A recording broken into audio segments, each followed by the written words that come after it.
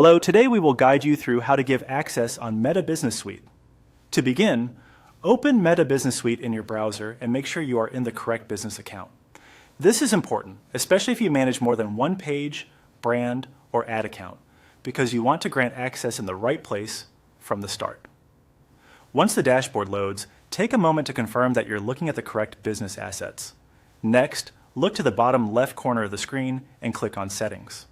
This is where Meta keeps the main controls for managing your business account, including people, permissions, and connected assets. If your screen looks slightly different, don't worry.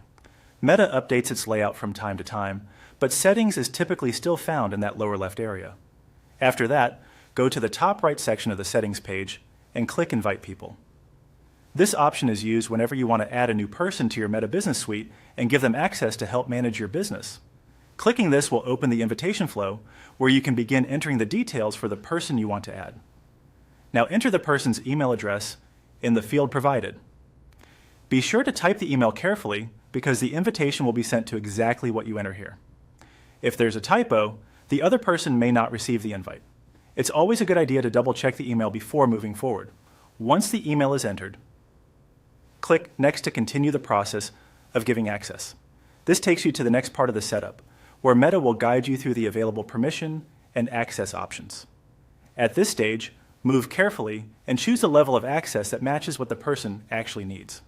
In general, it's best to provide only the access necessary for their role.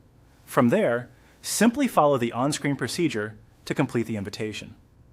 Meta may prompt you to assign business access, choose assets, or confirm permissions before sending the invite. Read each screen closely so you can be sure everything is set up correctly. When you finish, the person you invited will receive an email invitation and can accept it to gain access. And that's it.